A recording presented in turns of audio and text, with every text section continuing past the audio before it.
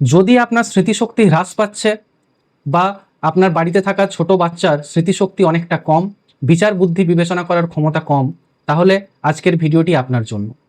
কারণ এই সমস্ত সমস্যার সমাধান হয়ে উঠতে পারে ফিশ অয়েল বা মাছের তেল। আমরা মাছ ভাতে বাঙালি, তো এই মাছ ভাতে বাঙালি হওয়ার কিছু উপকারিতা তো অবশ্যই আমাদের রয়েছে।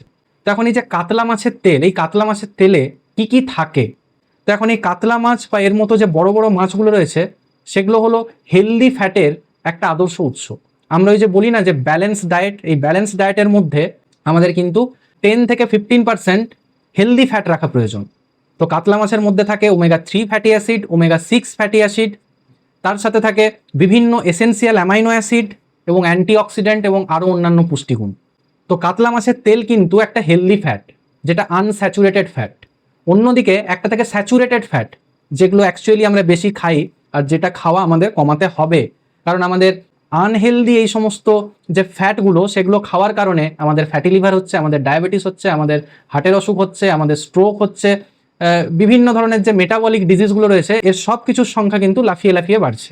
তো মাছের মধ্যে যে হেলদি ফ্যাট থাকে সেটা আমাদের ব্রেনের স্বাস্থ্যকে ঠিক রাখে। ব্রেনের মধ্যে যে নিউরন বা নার্ভ সেলগুলো থাকে সেগুলোকে ঠিক রাখতে সাহায্য করে এই এসেনশিয়াল ফ্যাটি অ্যাসিডগুলো, যেটার উৎস কিন্তু আমাদের এই মাছ।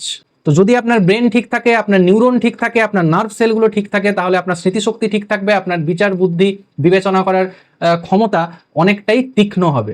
এর সাথে শুধু ব্রেন নয়, এই মাছের মধ্যে থাকা হেলদি যে ফ্যাট বা এসেনশিয়াল ফ্যাটি অ্যাসিডগুলো, এগুলো কিন্তু আমাদের হার্টের হেলথের জন্য ঠিক একইভাবে প্রয়োজনীয়। বর্তমান দিনে আমরা দেখছি সাডেন কার্ডিয়াক ডেথে আক্রান্ত হয়ে বহু মানুষ মারা যাচ্ছে। তার মধ্যে অন্যতম একটা কারণ হলো হার্টের ব্লকেজ, অর্থাৎ আমাদের হার্ট অ্যাটাক হচ্ছে।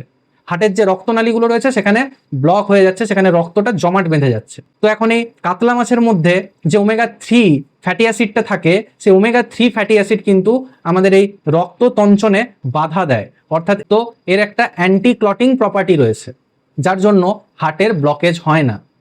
বিভিন্ন গবেষণায় দেখা গেছে যারা প্রত্যেক দিন মাছ খেয়ে থাকে তাদের কিন্তু হার্ট অ্যাটাকের রিস্ক প্রায় 15 থেকে 30% কমে যায়। জাস্ট ইমাজিন করুন নাম্বারটা।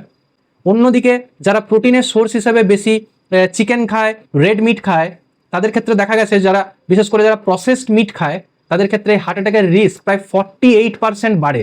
তাহলে একদিকে প্রায় 30% কমাতে সাহায্য করছে এই মাছ, অন্যদিকে মিট জাত যে প্রোডাক্টগুলো, যেগুলো বিশেষ করে রেড মিট, তারা 48% ইনক্রিজ করে দিচ্ছে এই হার্ট অ্যাটাকের পরিমাণকে। আর আমরা এখনকার দিনে প্রোটিনের সোর্স বলতে ডিরেক্টলি জাম্প করে চলে যাই মাংসের দিকে, যে মাংস খাও, মাংস খুব ভালো প্রোটিনের সোর্স। ডেফিনেটলি মাংসের মধ্যে প্রোটিন থাকে, আমাদের মাছ মাংস দুটোই খাওয়া উচিত, কিন্তু একটা ব্যালেন্স থাকা উচিত এবং মাছের পাল্লাটা সবসময় ভারী ভারী রাখা প্রয়োজন। যে সমস্ত জায়গার মানুষরা মাছ খায় না তাদের ক্ষেত্রে আরও অনেক ধরনের হেলদি প্রোটিনের সোর্স রয়েছে, কিন্তু কখনোই অত্যধিক পরিমাণে চিকেন মিট এগুলো খাওয়া কিন্তু ঠিক নয়। এটা শুধু হার্টের হেলথের জন্য নয়, আমাদের ওভারঅল হেলথের জন্যও কিন্তু মাছ খুব ভালো। আমাদের চুলের, আমাদের ত্বকের স্বাস্থ্যের জন্য মাছ খুব ভালো। আমাদের এই যে যে জয়েন্টগুলো, যে অস্থিসন্ধিগুলো রয়েছে, অনেকেই কিন্তু আর্থ্রাইটিসের সমস্যায় ভুগে থাকে, যাদের কিন্তু জয়েন্টে জয়েন্টে পেন হয়। মাছের তেলের মধ্যে যে অ্যান্টি ইনফ্ল্যামেটরি প্রপার্টি থাকে, তার জন্য কিন্তু আর্থ্রাইটিসের সমস্যা কিন্তু কম হয়। আমেরিকান হার্ট অ্যাসোসিয়েশন বলছে যে সপ্তাহে অ্যাটলিস্ট 2 দিন সার্ডিন, সালমন এই টাইপের যে মাছ, যেখানে মাছের ফিশ অয়েলের পরিমাণটা একটু বেশি থাকে, সেই সমস্ত মাছ খেতে। তো আমরা তো এখন সেই মাছগুলো পাবো না। সেই মাছগুলো আমেরিকার জন্য ঠিক আছে, তাদের মানুষজনের জন্য ঠিক আছে, কিন্তু আমরা ভারতবর্ষে বসে বা আমাদের এই উপকূলীয় অঞ্চলটা, ভারত বাংলাদেশ এই অঞ্চলটাতে, আমরা কিন্তু দেদার সাধু জলের যে মাছগুলো রয়েছে, যেগুলো আমাদের কাছে ইজিলি অ্যাভেলেবেল, সেগুলো খেতে পারি। সেগুলোও কিন্তু বড় মাছ, তার মধ্যেও কিন্তু যথেষ্ট পরিমাণ কিন্তু ফিশ অয়েল থাকে।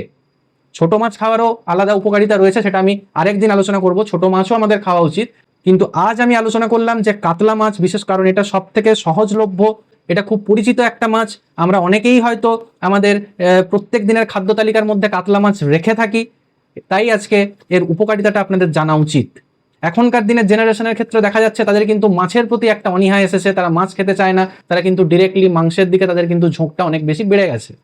হয়তো হতে পারে এটা আমাদের বাবা মারা আমরা হয়তো ঠিকঠাকভাবে শেখাই না, আমরা হয়তো তাদেরকে এই অভ্যেসটার সাথে অভ্যস্ত করি না যে মাছ খেতে হয়। প্রত্যেক দিনের যে খাবারের তালিকা, সেখানে মাছকে ইনক্লুড করতে শেখানো, এটা কিন্তু আমাদের দায়িত্ব।